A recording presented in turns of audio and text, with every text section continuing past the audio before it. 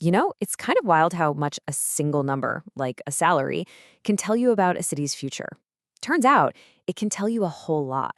It can reveal this incredible story of ambition, of some really stark contrasts, and of a creative community that's literally designing its own path forward. Today, we're going to dive into the creative economy of Kaduna, Nigeria, and see exactly what that story looks like.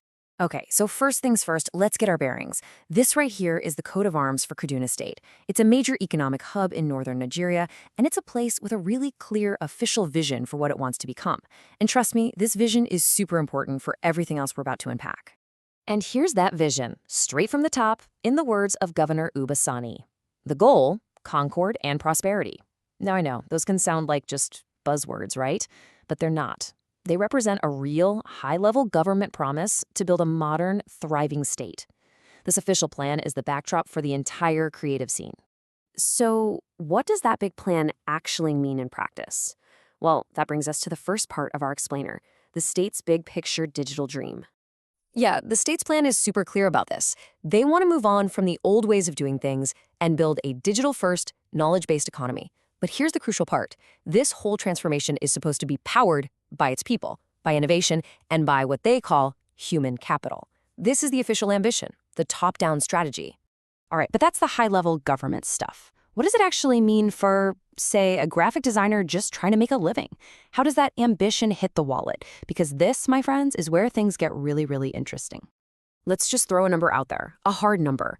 According to PayScale, the average salary for a senior graphic designer in Nigeria is right around 1.08 million naira a year.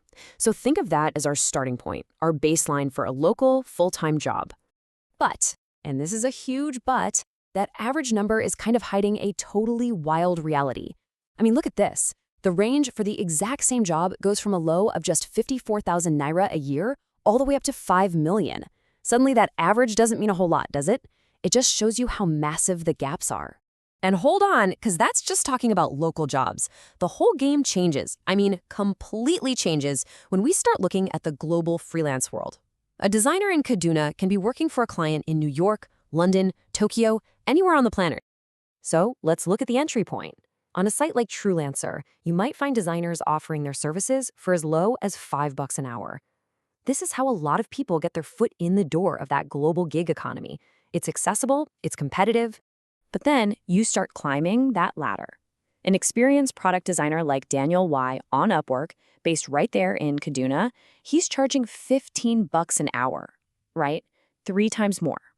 You can already see the progression, the path for growth. And then you get to the top tier, a full-on digital agency in Kaduna. We're talking $150 to $250 an hour. Yeah, you heard that right. That is not a typo. The gap between an individual freelancer and a full-service agency, all in the same city, is just massive. So what's the big takeaway from all this? It's pretty clear, right? It doesn't matter if you're looking at a local salary or a global freelance rate. The financial reality for a creative in Kaduna is a story of incredible extremes. The earning potential is just all over the map. Okay, but it takes more than just jobs and paychecks to build a thriving creative scene, you know? You need a whole ecosystem, a support system.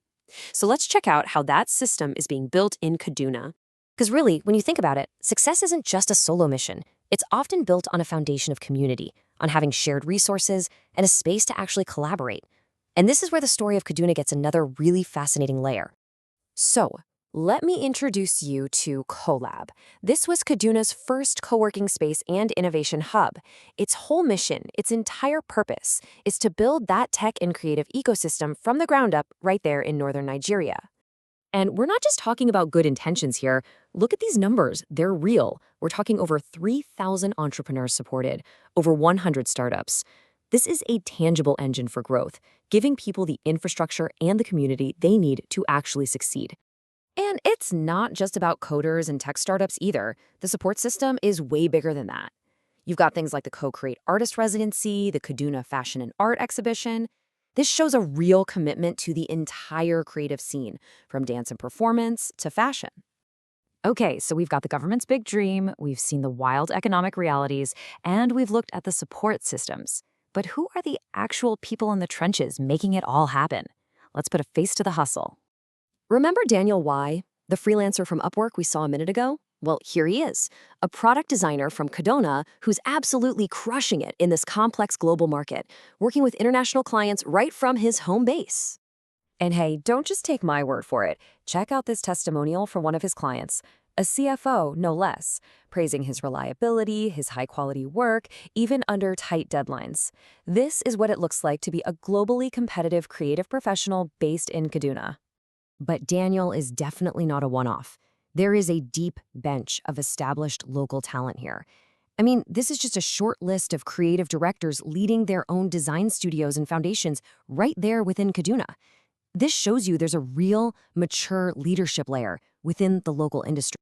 All right, let's bring this all home. We've seen the government plan, the wild salary spectrum, the supportive community hubs, and the talented people driving it all. So, what does it all add up to? What's the final takeaway here? Well, it all kind of boils down to this one big question, doesn't it? You've got the government's top-down vision for a digital economy, and then you have the bottom-up hustle, the community building the support systems, the talent pool proving they can compete globally. Those two things are starting to connect. So, is Kaduna a global talent hub in the making? It sure looks like all the pieces are falling into place. Look, the path forward isn't simple, and we've seen how full of contrasts the market is. But one thing is for sure. For the creative people in Kaduna, the future isn't just something that's going to happen to them.